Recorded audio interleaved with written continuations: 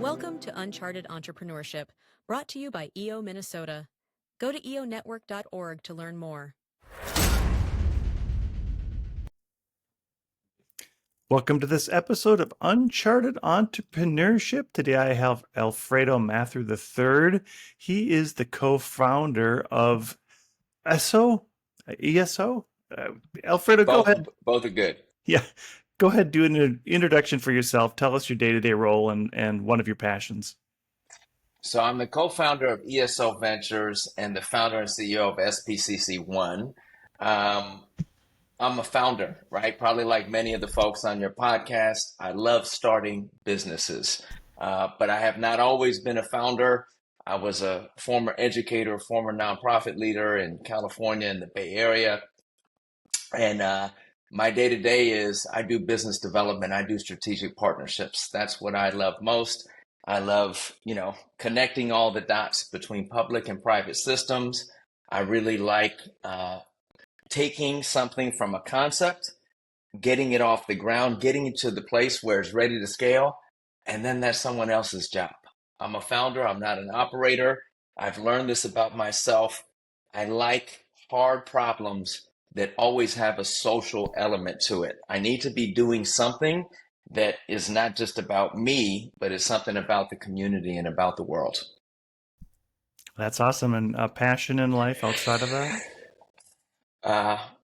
Travel with my family. I just got back from Niagara Falls. I don't know if you've ever been up. I drove all the way. I'm from New York originally, drove up with my family to Niagara Falls, loved it, went through Western New York. I've hit all the national parks, Yellowstone. We're going to go to Yosemite this summer, go international a little bit, Costa Rica, Puerto Rico, Hawaii. But that's me with a family as my own person. I taught English in South Korea. I lived in Brazil, been to India. I love the world. I love reading. I love learning. I'm very curious. That's great. Alfredo, before we get started, you did volunteer to be part of the Free Joke Project. I'm going to tell you a joke, and all you do is give me a rating, 8 through 13. So here we go. My wife wanted to brighten up the garden, so I planted some bulbs. I get it. I get it. I'm gonna give that a 9 All right. because you gave yourself a head start. But I think that's a good 9. Yeah. All right. Thank you. A head start. I appreciate that. Yeah. I just it is what it is, right? All right. So let's. Yeah. You mentioned social. Social. You mentioned business development. Tell us where you start and maybe how did you go from nonprofit to an education to entrepreneurship? Sure. So, I mean, I didn't know about business growing up per se. My parents were educators. I became an educator. I love public education. I did that work until I was almost 40 years old. And about the time I was turning 40, when my kids were young, I hit a wall and I needed a new challenge. I definitely needed more resources. And I recognized that all the young people I was working with needed to earn money. And I really wanted to get into career pathways and entrepreneurship. And I became a nonprofit director that did entrepreneurship education, connecting Silicon Valley companies to high schools all over the Bay Area, PayPal, Salesforce, EY, SAP, all these startup engines. And then I realized young people don't have access to Silicon Valley because there is no local pathway to Silicon Valley. It's a global talent pool, and venture capital, right, is looking for unicorns, is looking for 100x returns. Those aren't the businesses that the young people I was working with were pursuing. They wanted to create lifestyle businesses, Main Street businesses, products and services in communities. Could be digital businesses, but not truly scalable businesses. And so I said, that's what I want to build. I want to build ecosystems for real people building real businesses in local communities.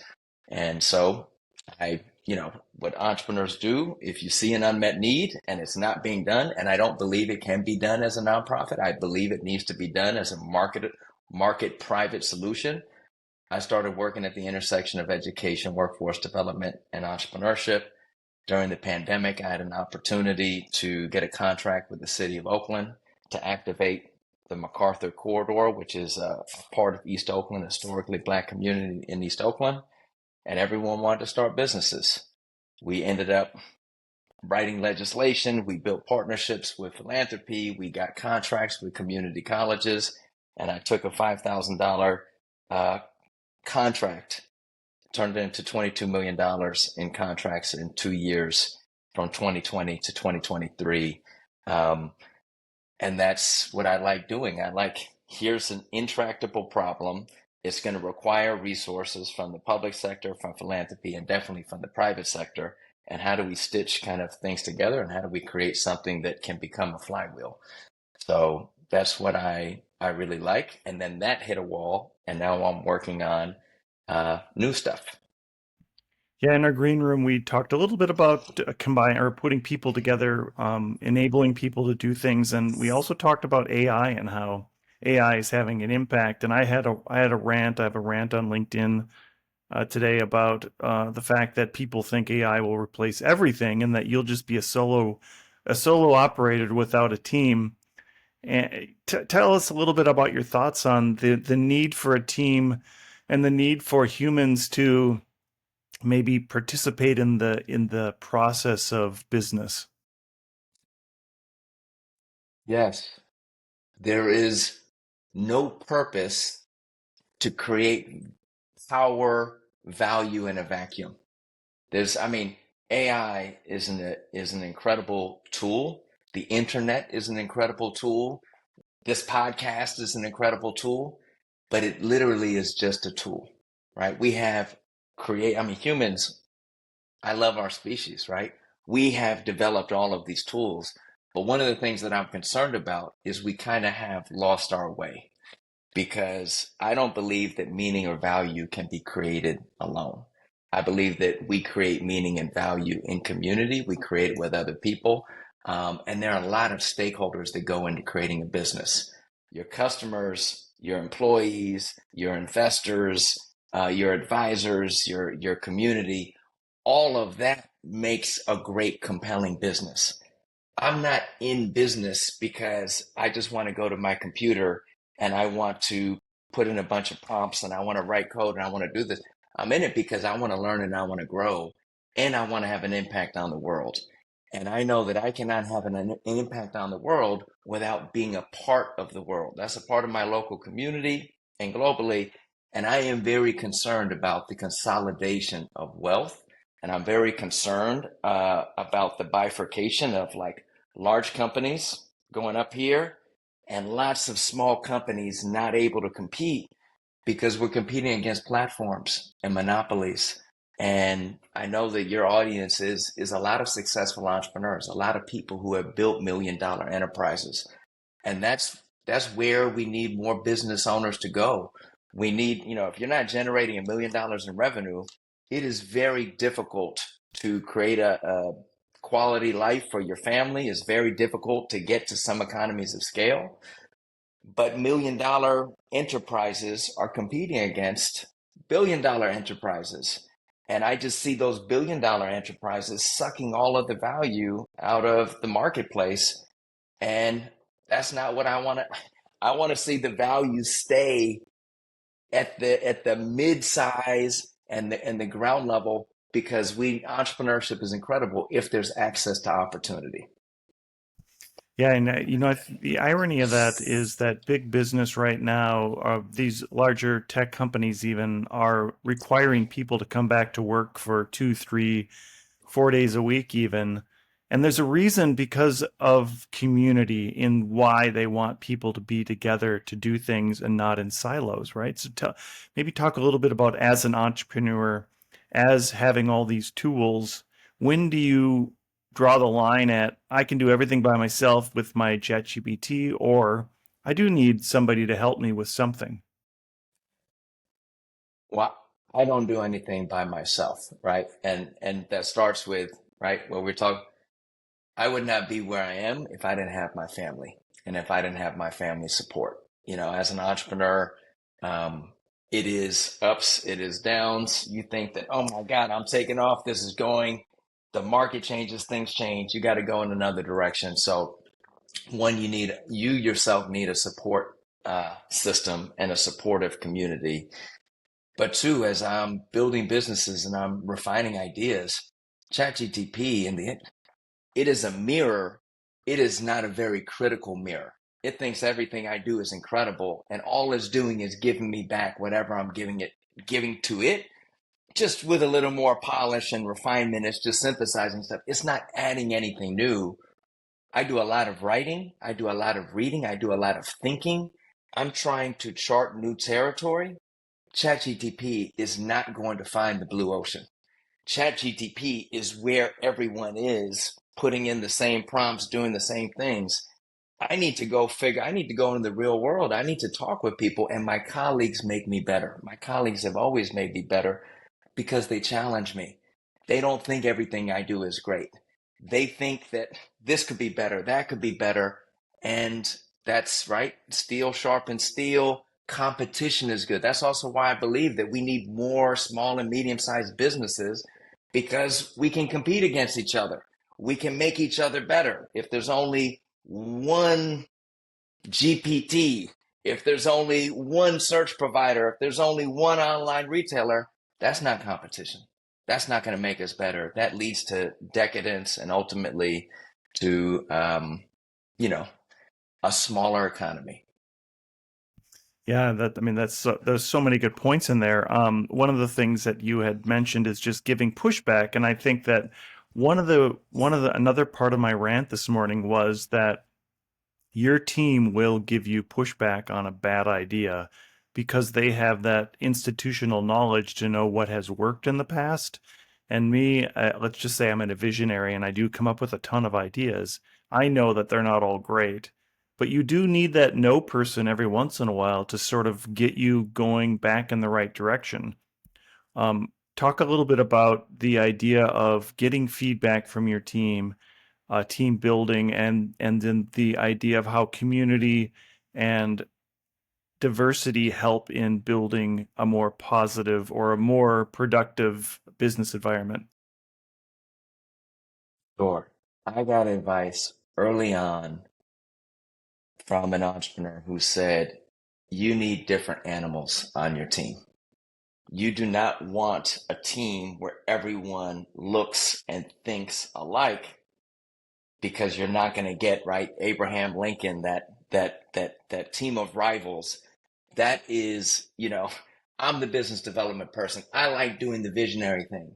If I was surrounded by a whole bunch of visionary people who all want to go out and build relationships, who's going to build the back end? Who's going to do the administrative stuff? Who is going to look over my shoulder and check and make sure that I'm not making mistakes?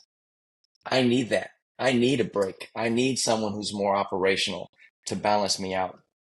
But I need lots of things, because when you surround yourself with people who are compatible, who have different skill sets, different mindsets, bring in different expertise, that's how you can really solve complicated problems. That's how you can build a great company. Of course, I have also learned the hard way, no, it's not a flat organization where we're just a collective and everyone has a voice and they're right. Because I've tried to lead that way. I've tried to do that way, and it's very slow going and it's very difficult. And ultimately, you hit a ceiling. I think in any business, you're going to hit a ceiling. You're right. John Maxwell says the leadership is the lid. You literally are the lid of your business. If you are a business of one, I guarantee your lid is going to be fairly low. But if you can figure out how to bring other people along and how to create a more dynamic team, that leadership is going to evolve and it's going to grow. Yeah, that's such a good point. And the more people on your team, the higher your ceiling is, right? The more opportunities you have to grow outside of whatever you think you're at. And I can speak from experience where before I joined Entrepreneurs Organization, I did everything on my own, and I didn't realize that there was a team of other entrepreneurs willing to just share their own experience and help me grow without me just trial and trial and erroring it to death and failing right often. Maybe we could kind of finish out here with some of this shared prosperity ideas that you have and how that team does really grow your business, and connecting those dots help you to be more prosperous. Yeah. So, as I shared, I did ESO Ventures, and that business continues to grow and, it's doing great work incubating businesses. We have a debt investment fund. We invest into small businesses. But in 2023, I recognized that the economy was changing. The world is changing. It is changing a lot right now as we speak. And I went on a journey over the last 18 months to really think about how do we actually create more shared prosperity. And what shared prosperity is about is how do we grow the pie, the economic pie, and ensure that more people have an ownership stake. Because I am very concerned to this whole point about solopreneurs and how can one person create $1 billion company. That's not what the United States, that's not what the world needs. The world needs lots of people who have an ownership stake. So I'm very interested in how do we create business structures that broaden that grow the economic pie. Let's create more wealth, but let's make sure that it's more broadly distributed. And I've been watching what private equity is doing with fragmented industries, right? Let's take this fragmented industry, HVAC, automobile, car, whatever.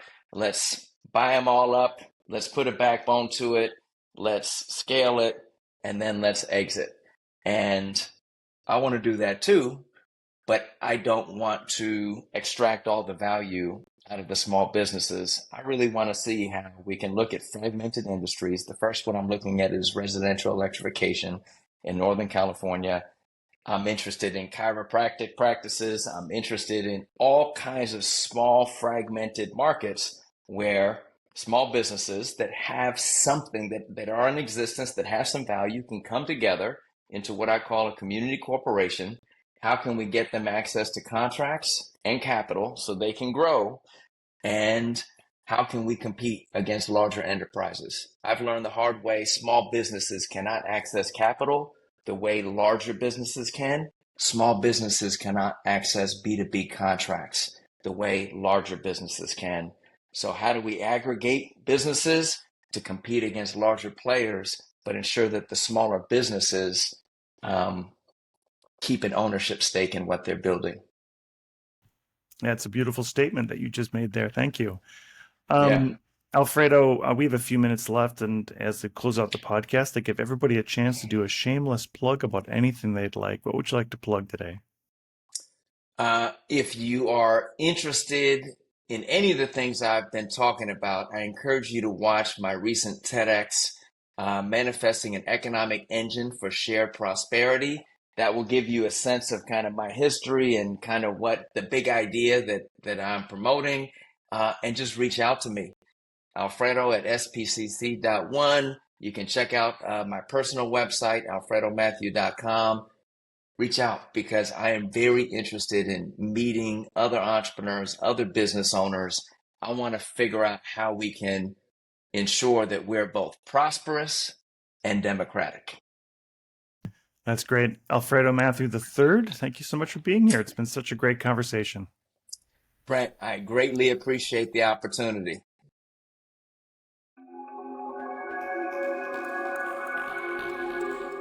Uncharted Entrepreneurship is a production of Content Basis LLC. Copyright 2023. You can find more award-winning content at contentbasis.io.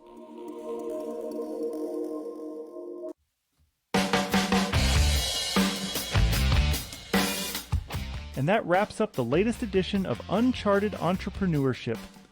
Bold tales from entrepreneurial trailblazers.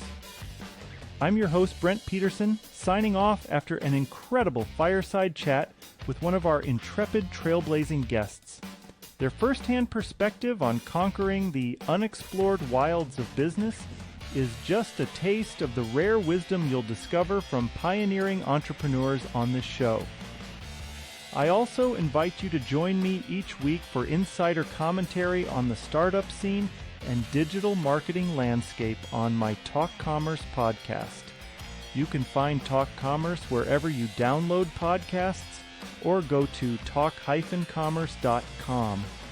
I'd be grateful if you left a review and rating for Uncharted Entrepreneurship to help more bold founders find their way to game-changing insights that empower ventures to transform communities. This is your host, Brent Peterson, signing off for now. I'll see you around the virtual campfire next episode as we embark on another adventure into the great entrepreneurial unknown.